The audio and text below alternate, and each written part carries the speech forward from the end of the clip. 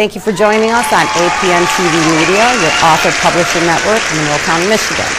I'm glad to have you join us today on the show. I'm Michelle Myring, your host, along with my great friend, Bob Beatles. How you doing, Bob? Good. How are you today, Michelle? Wonderful. How was your weekend? Oh, it was an excellent weekend. Really? Did you do anything fun this time? Yeah, a few things. Oh, you can't tell, can you? Not everything. Okay, we'll keep that secret on the down low. Okay. So, did you get a chance to read the book? I read the book, and it seemed like a very quick read, seemed like 15 minutes, but it could have been just because it was an enjoyable read and I wasn't looking at the clock, so I can't tell you. And also it is a children's book. That's what we're showcasing today, and we haven't done that in a while. It's No, been I quite know. a while. So this is going to be a fun show. Emilie Russell is our author, and she wrote The Cheese Muffin Puppets. And I've been practicing saying those 3 words all weekend. Actually, I finally got it right. Yeah, I reversed them a couple times, but I got it right now. Well, you know, and under consideration, I understand why it took you so long to read the book. It was all the pictures, wasn't it? Yes, it was. Favorite part. Okay. Well, I'm excited to bring out Emilie Russell and have you all meet her, and we have a lot to talk about and a little bit to learn when it comes to writing children's books with a theme, because my son read it also, and he was very impressed with the book, and I was very impressed about what he was able to learn through it. So, with no further notice, we will be right back after this break.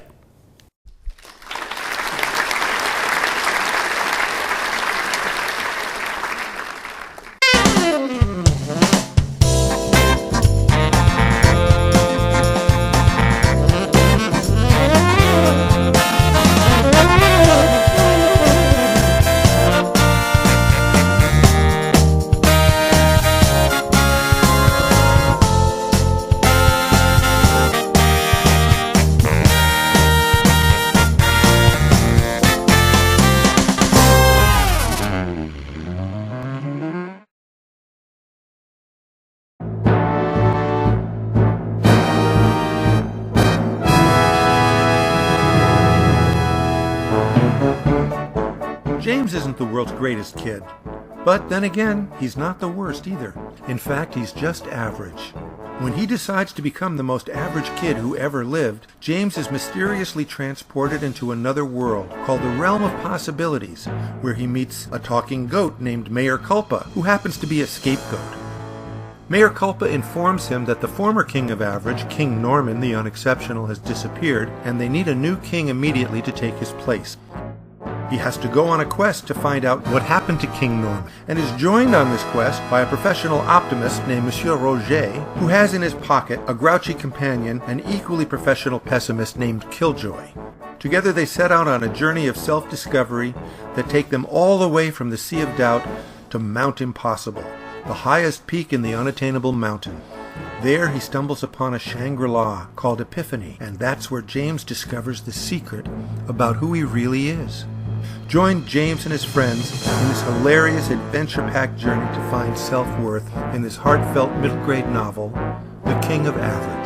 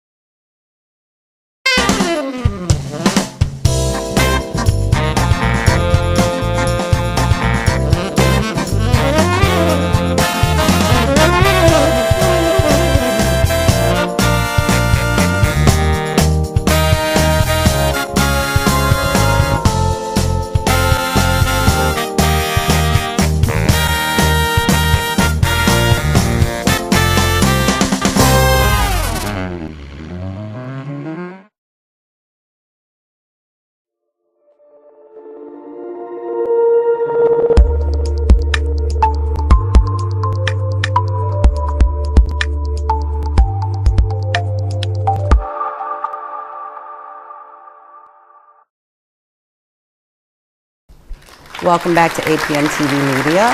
I'm Michelle Meyering, along with my co-host Bob Beatles, and we have a pleasure to have you today, Emily. Thank you so much for having me on the show.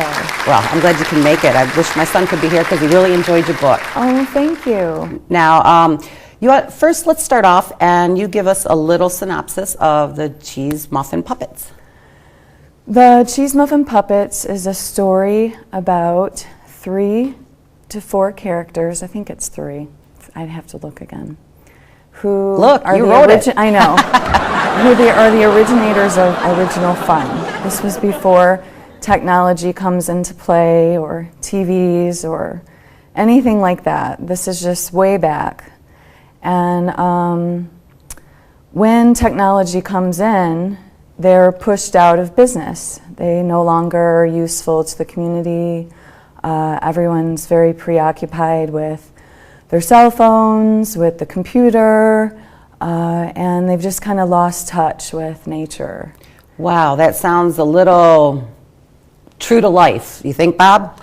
Well, exactly. When there was a park near where I grew up, and in the summer when I was growing up, kids were out playing in that park. It was just loaded with kids. Last few summers you walk by there, no kids in the park at all. They're sitting at home on their computers. Yep.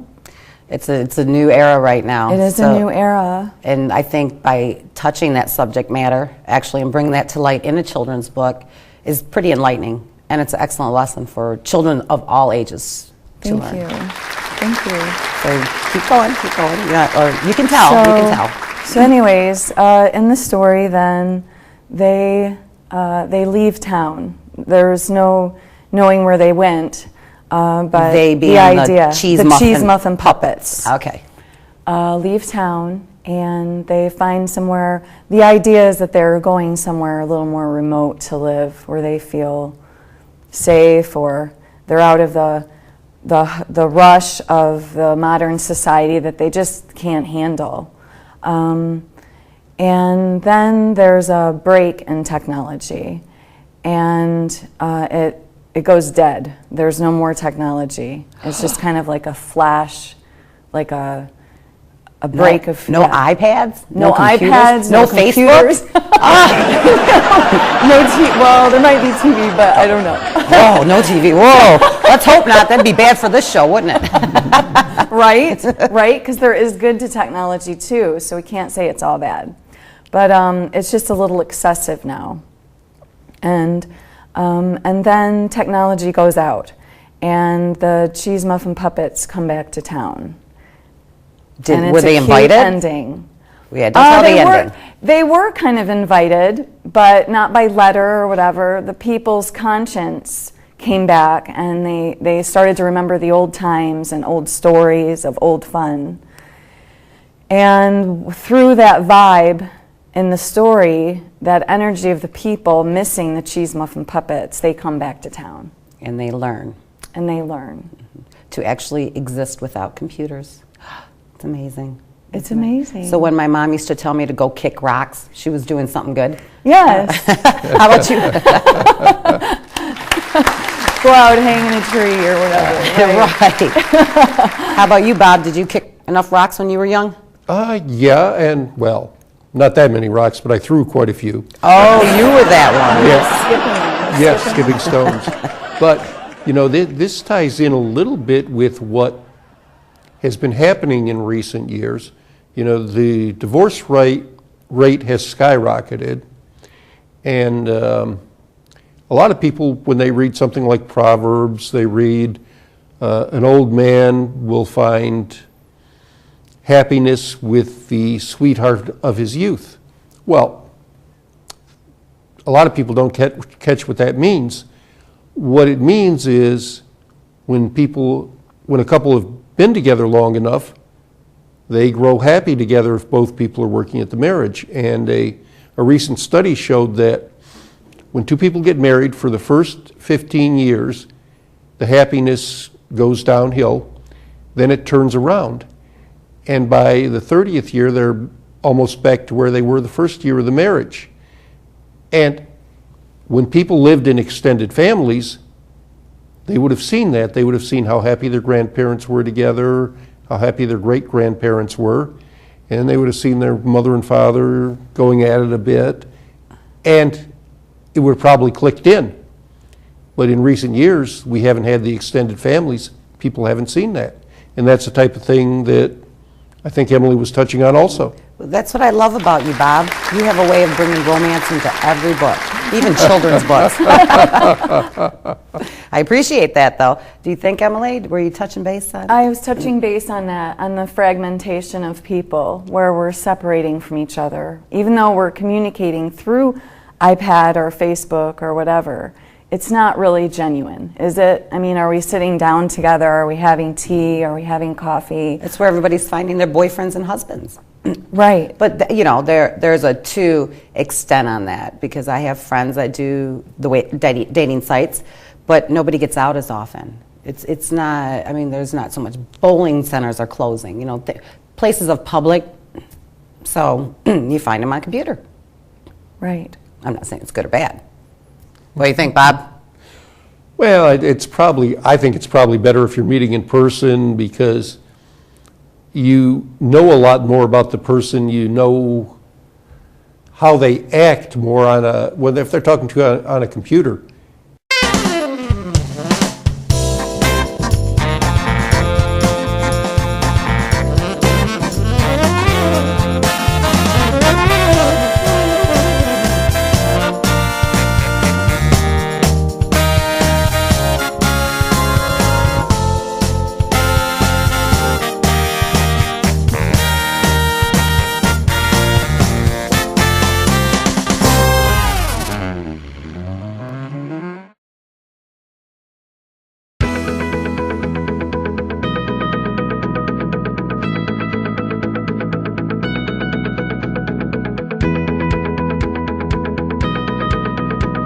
Why should our kids eat healthy?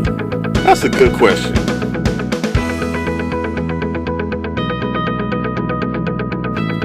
What happens when they don't eat healthy? Well, eating unhealthy leads to an unhealthy life. What can it lead to, you may ask?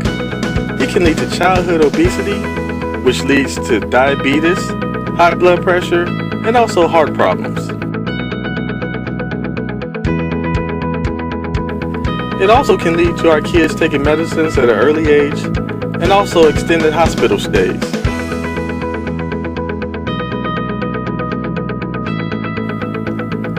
How can we bring awareness to our kids about childhood obesity? How can we bring awareness to our parents about childhood obesity? Bringing awareness to our kids and their families about childhood obesity helps the whole family. Everyone is healthy and everyone is happy. I think I might have the solution. Follow me and let's see.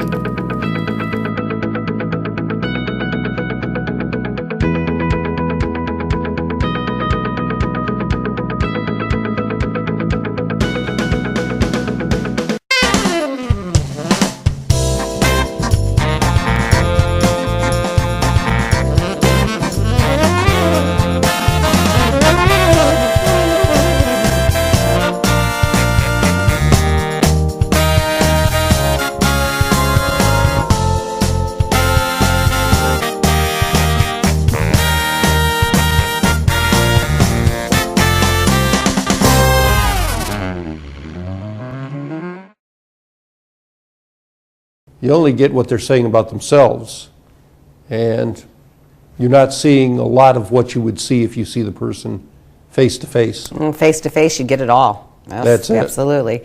Well, a question for you, Emily. What inspired you to write these children's books? Now, you have Cheese Muffin Puppets and also the... Wispy Princess and the Rainbow Mist. Yes, yes. And you wrote that first, correct? I wrote that first. And then this is your second children's book. This is my second one. Do you have... That's an interesting question. I should have thought about that more before I came on. Well, you have grandchildren, correct, or children? I have one child and a niece and a nephew, and obviously other extended family. But I had Wispy Princess set up a while back, and that name was also inspired, and I got help with that. I don't remember if it was Stephen. But Wispy Princess and the Rainbow Mist, the Wispy Princess was my niece when she was small. Oh. She used to use those streamers and stream them around and dance and sing. And then my son and my nephew are the two other characters, the praying mantis and the moth.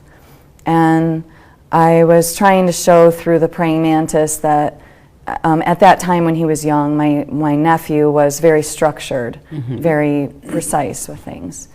And my son was more free-spirited and a lot more rambunctious. So he's the moth flying around. He's the character that's wanting to get into stuff. It might not be a good idea, or they were told not to go to a certain place. That was by the river, through the mist. So there's a mist off the river, and it's a rainbow, and when that rainbow comes in through the day, they're not supposed to go near it. They can look at it, but they can't go in through it, because if they do, then they might go to another place. There is a lot of spiritualism in both your books. I mean, I do get that, the teachings of both books, but there's a lot of spiritualism in that one. I don't know how I decided to do children's books. I actually was getting a little bit of a block with the Journals of Isla Moon. Well, we don't want to tell too much. We're going to do that after. But when I got the block, I started to just sit down and really finish up on Wispy Princess. Okay. And tried to do it in a format that would be understandable to all ages. But yes, definitely have a spiritual. There's definitely a spiritual. That's interesting. So you're a very versatile writer. I mean, not many people can do children's books and also turn around and write a non-fictional or fictional memoir from someone else's mind. But so you pretty much started writing children's books kind of through writer's block. Yes. And so to free your mind and to find your inner core to complete your book, you were able to do that through writing. Interesting. I was very scared to try to write a children's book. My mom said, do it, do it, do it. She said it for years, like even way back. And I'm like, I can't. I felt like my mind was too boggled up. That's interesting. I just didn't think that I could keep the format simple enough, but involved and light, but yet with a serious subject. I don't know how I did it. I think it was divine by God. Or maybe the only thing that was stopping you was you thinking you could not. And then once you just let it flow, I'll be darned, you could, right? Well, yes. I was just wondering if there was any significance in the Wispy Princess book to both boys being identified as bugs. Well, that's when you said that, because my son's aunt always called my son Bug. Oh, see? Tapped right in on that. You hit good on that. I don't know if they appreciate being bugs in this story. I thought about that after I did it. I'm they're like, good she's bugs, the fun human, bugs. and then they're the bugs. But so Interesting. Well, we have a lot more to cover. Okay. Please don't go away. After this message, we'll be right back.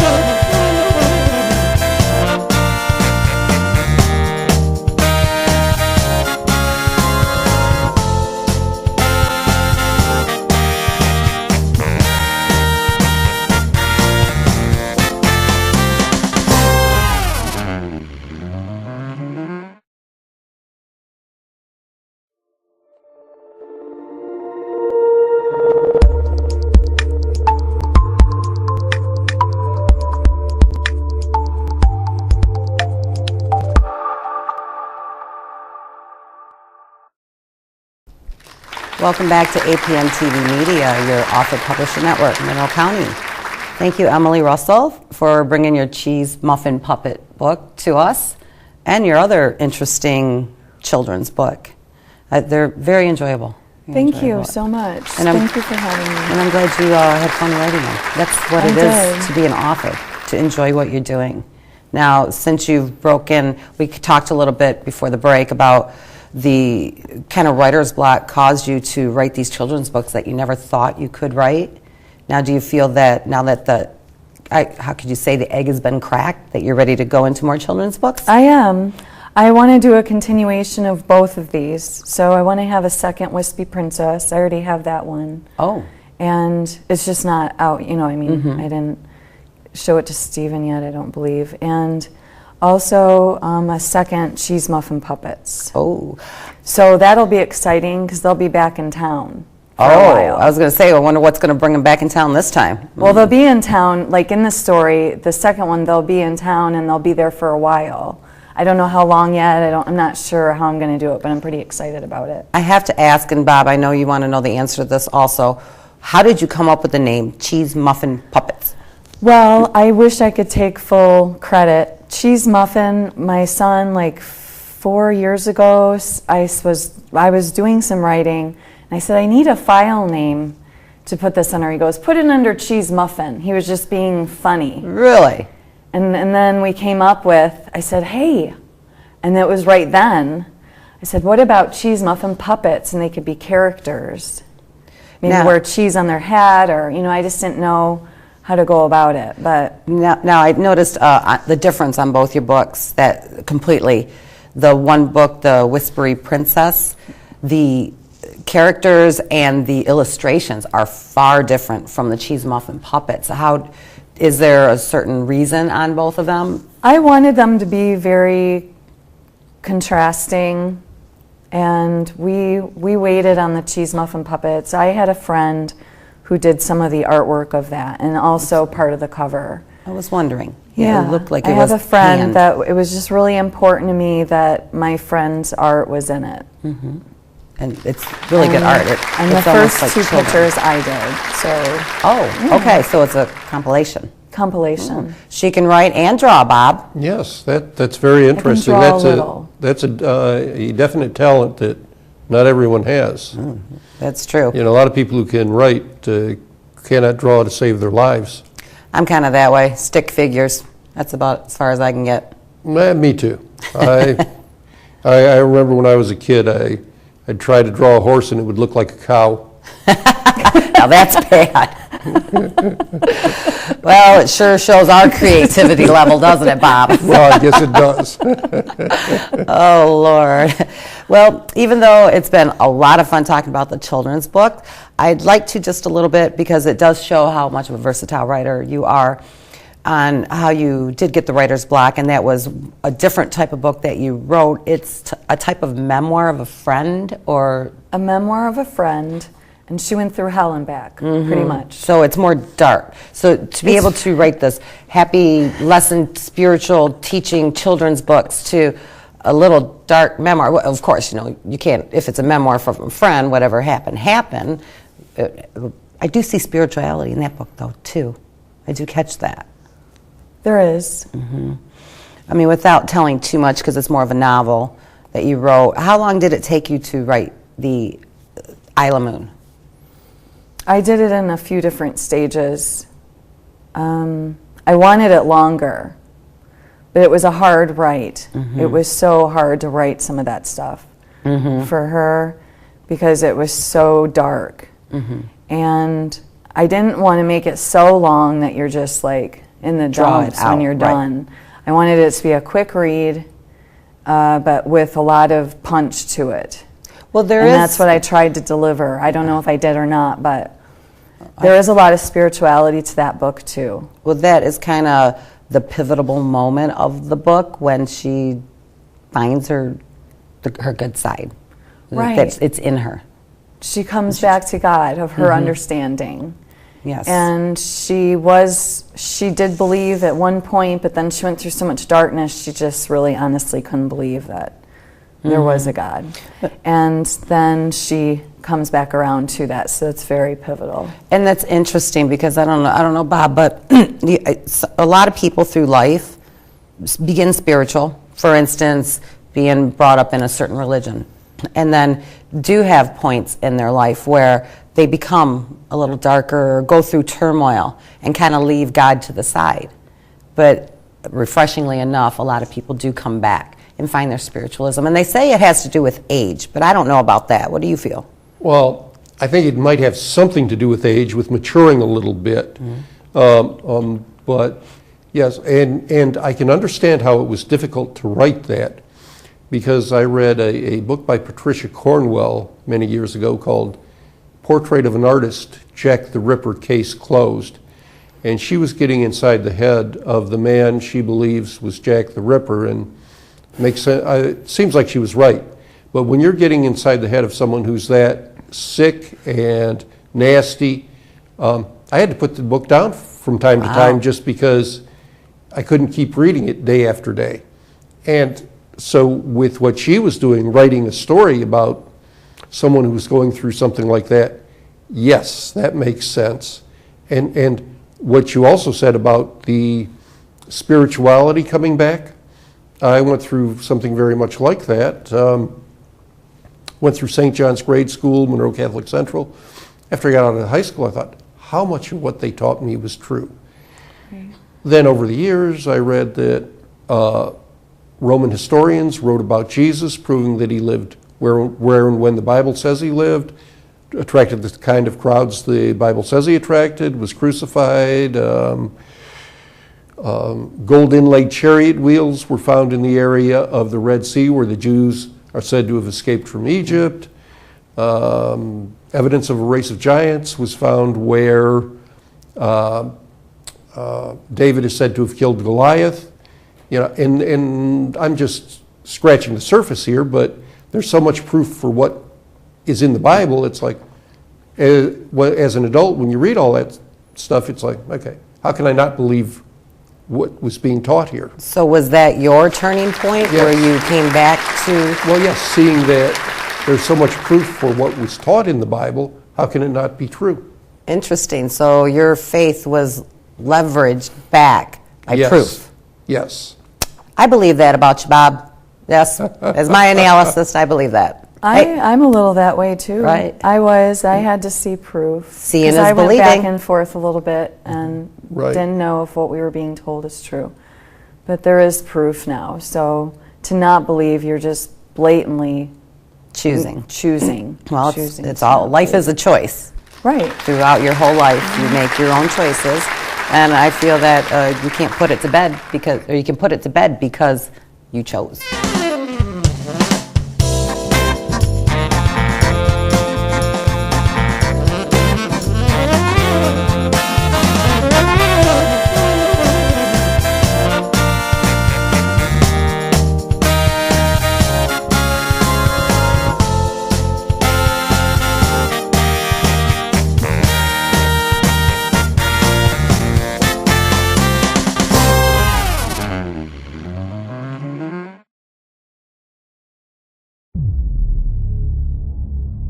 The world has turned against this. They have not done it. Oh my. There has been... Data transfer complete.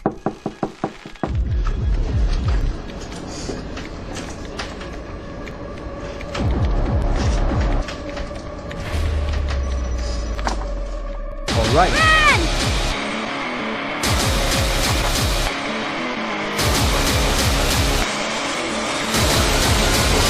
Butler, what I have seen.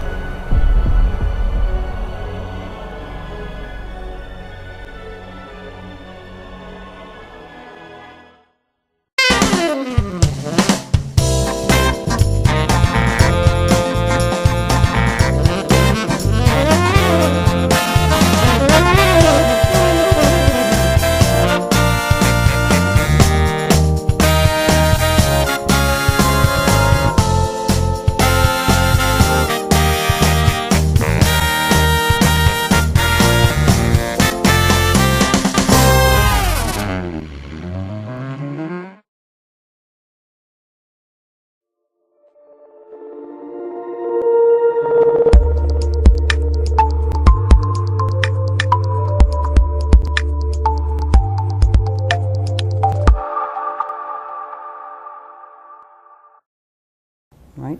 And there's huge variances in spirituality. Everyone has a different take. And I think that's it's all important. okay. I don't think Yeah. anything should be measured or judged. Everybody's on their own. They're choosing their own decision. Speaking of choice, how did you choose your themes on your children's books? I mean, They just kind of popped out while I was writing. so you didn't say, okay, I'm going to put this timeline down and I'm going to have these characters this is going to be what lesson they're going to teach. This is how I'm going to do it. I'm sorry, I don't have a formula. No. I don't. It just free flow. Now, Whispy Princess, though, I did get a roadblock there because when they went, I always knew that I wanted them to go into this rainbow mist and go somewhere else, but I had no idea where. And I thought of like Alice in Wonderland and all these different books or ideas that have that theme where they go into another realm, they go into another reality, or I guess another realm. And then one day I was just like, stop being scared of your beliefs. I didn't want to feel like I was imposing my spiritual beliefs on somebody else, but it just ended up I just had to come out with it. So that's where when they go into the rainbow mist, they actually go into a huge tree and they meet God. Right. So it's a big deal. I mean, it's a huge deal. And it's in the pretty beginning of the powerful. book, you don't really bring God into the picture. You don't know that's where it's going. But once they get through the rainbow, that's who they meet. And then the lessons that when God is speaking to the children to have the courage to come back to the world. And it's a little bit about choices, too. Yeah, there's a lot of choice ideas in Whispy Princess.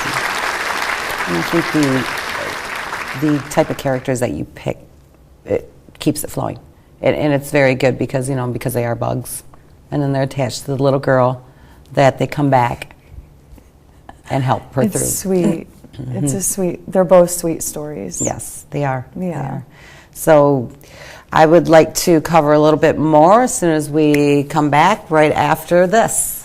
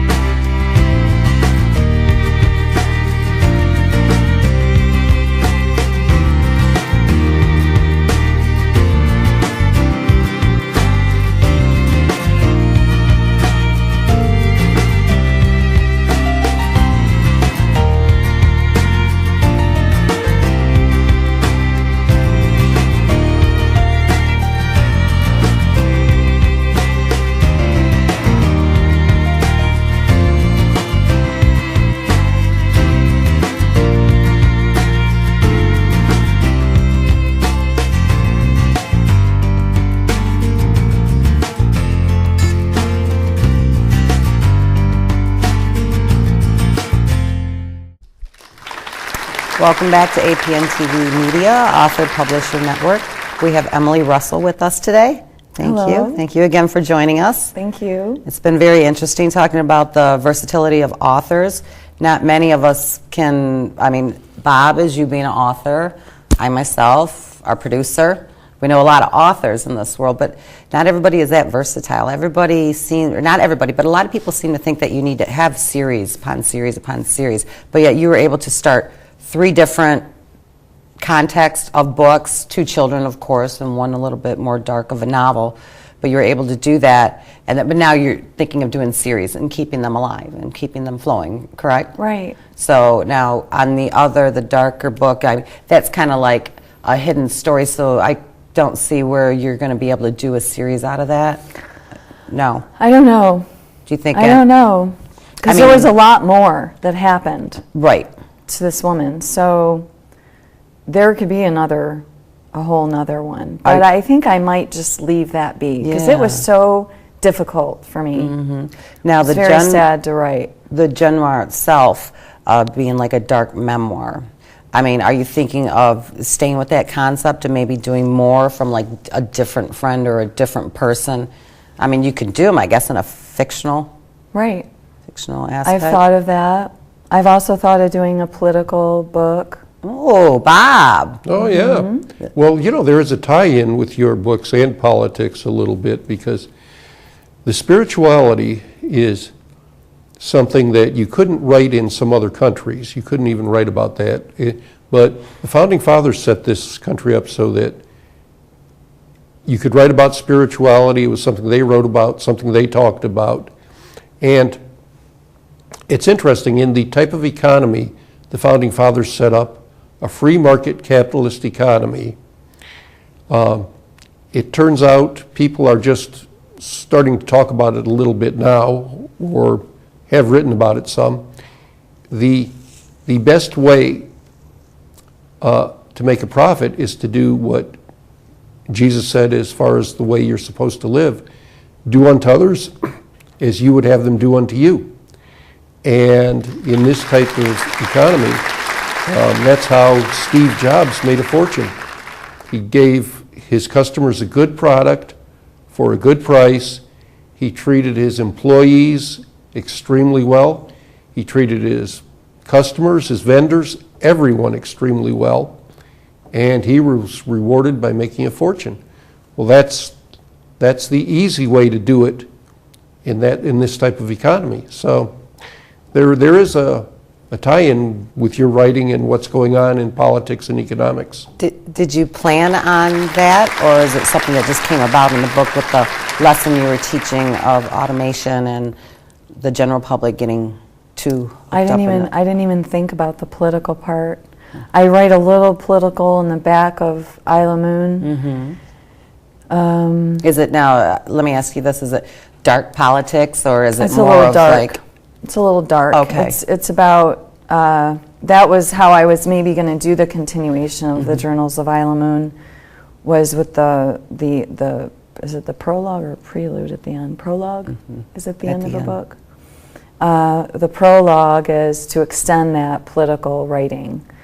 And I can't say that I have the most light outlook on politics. We seem like a very spiritual person. Oh, politics, wow. Well, no, that makes sense, because now I believe big government only benefits politicians and the people who have enough money to buy them, which means someone who's in a dark spot, if you've got big and intrusive government and the super rich are telling the politicians what to do and how to do it, that person might end up in a bad way. Right. Whereas if you get small government where the government is so small, politicians have nothing to sell, okay, then they're going to take care of everybody and do what's right, because they make no profit doing what's wrong. Interesting. I don't think the systems don't begin that way, but unfortunately, in a lot of parts of our society, corruption can happen. I mean, it's happened. There's been... In this country, I'll give you a great example. John D. Rockefeller, founder of Standard Oil, said competition is a sin.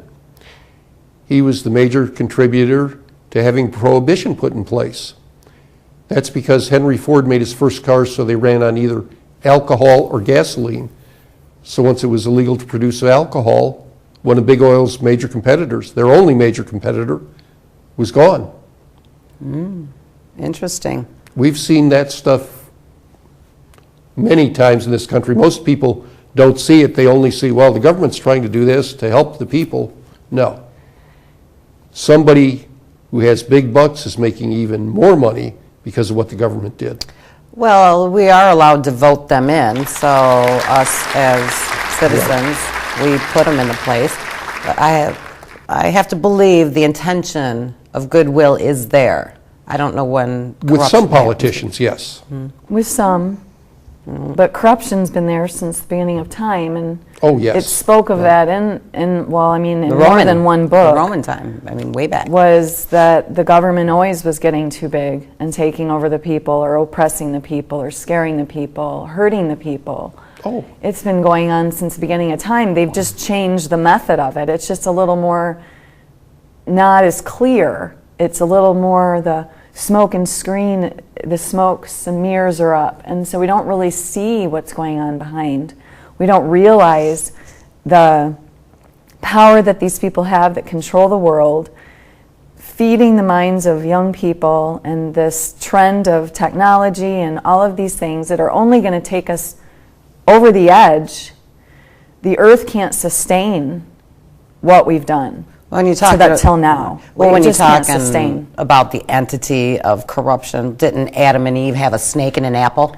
Well, yeah, well, there's, yeah, but I've read that was an analogy, but that's another story. And okay, give me that one, Bob.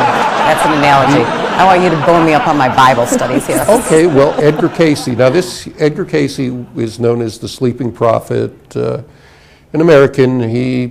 He said so much that was right, I tend to believe he was right. He said the original sin was not eating an apple, that it was spiritual beings taking on flesh and bone. Of course, Run that by eating me an again. apple could be an analogy for that. He said original sin was not eating an apple, it was spiritual beings taking on flesh and bone. Eating each other? Eating an apple, you know, if you're eating an apple, you can't eat an apple unless you're flesh and bone.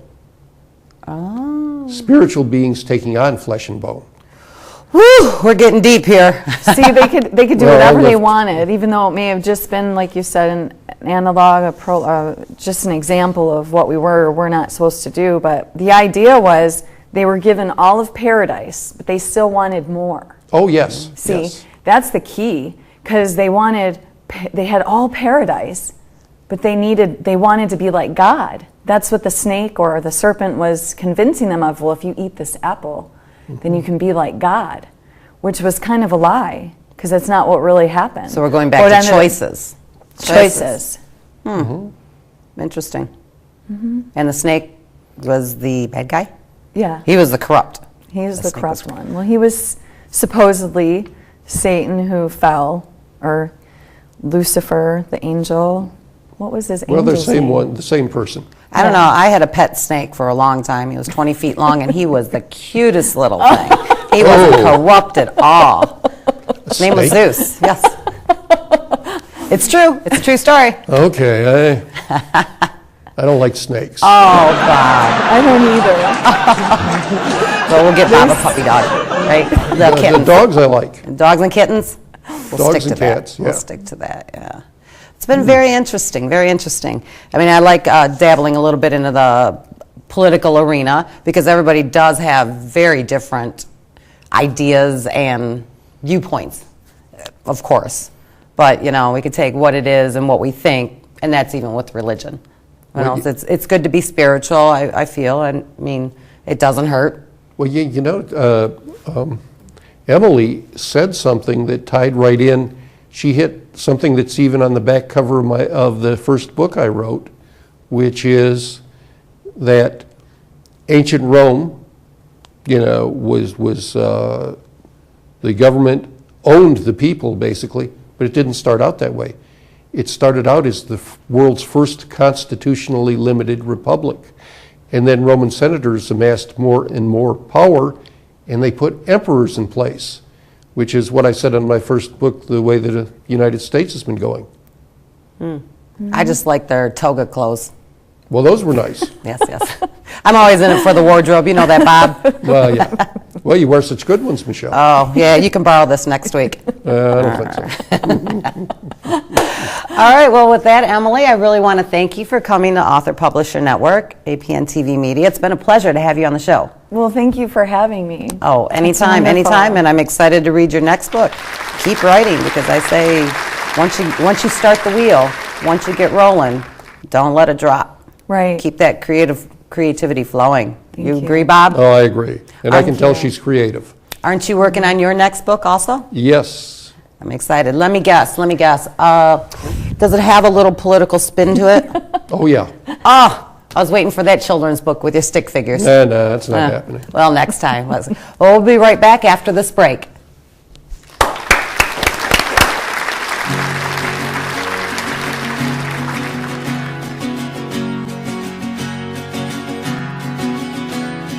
Picture a girl who could tell your whole world at the seams.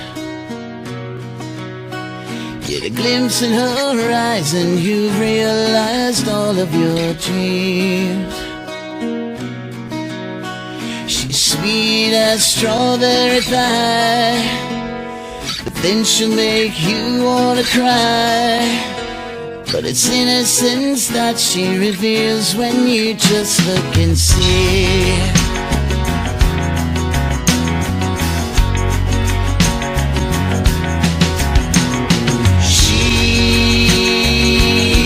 She's from heaven above.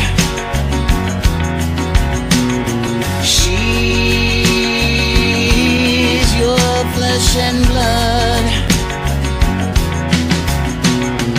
How do you explain just why everything's changed so soon? 'Cause nothing compares to the way that she lights up the room. You've thrown away all of the things that you thought joy would bring, and nothing else matters as much anymore to you.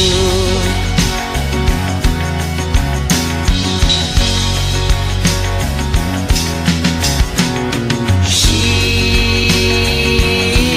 from heaven above. She's your flesh and blood.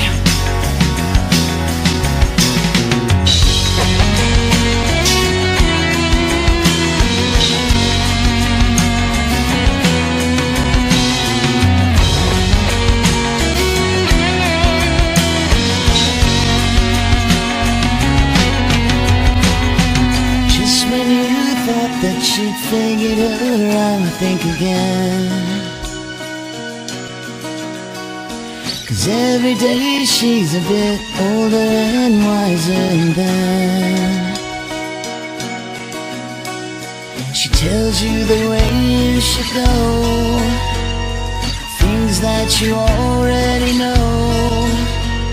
It's simply profound but astoundingly brand new again.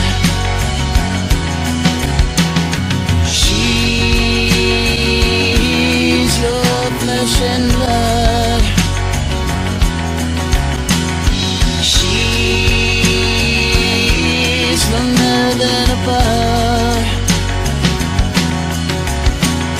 She's so easy to love. She's your flesh and blood. Whoa, whoa. Yeah.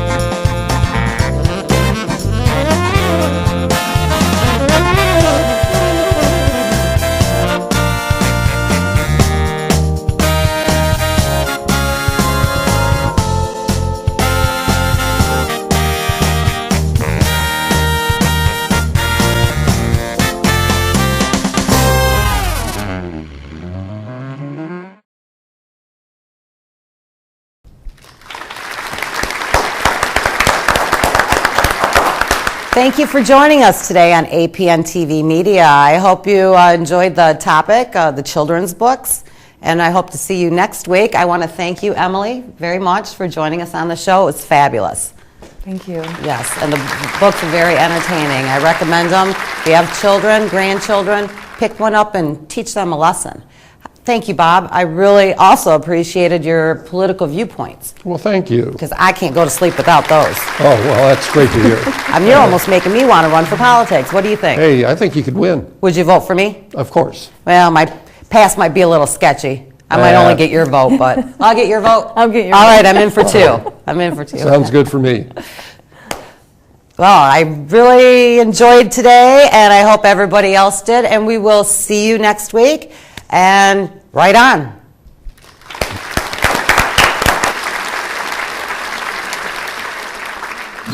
There's a place inside my mind unseen, dreams of you and I that just can't be, but I can keep them safe and locked away inside.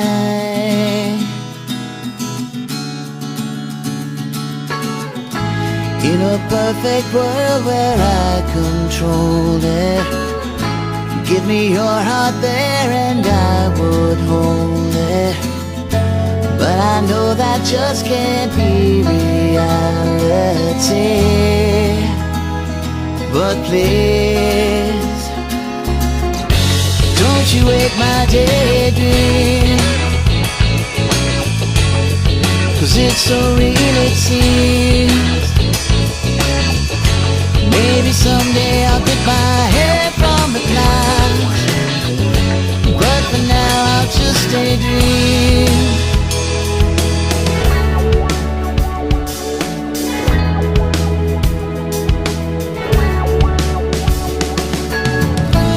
If you said to jump, then I will do it. Right into the fire and walk straight through it. And if you knew, I bet that's just what you would say. I guess the only thing for me to do is never let you know just how I'm feeling, 'cause I don't want to know if you don't feel the same. It's a shame. Don't you wake my daydream, 'cause it's so real it seems. Maybe someday I'll get my head from the clouds, but for now I'll just daydream. Daydream. Daydream.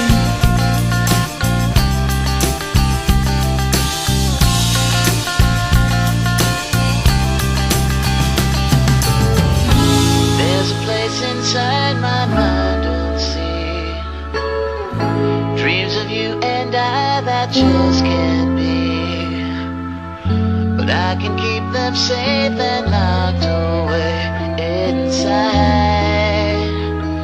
inside. But don't you wake my daydream. Whoa, so real it seems. Maybe someday I'll get my head from the clouds, but for now I'll just daydream. Don't you wake my day.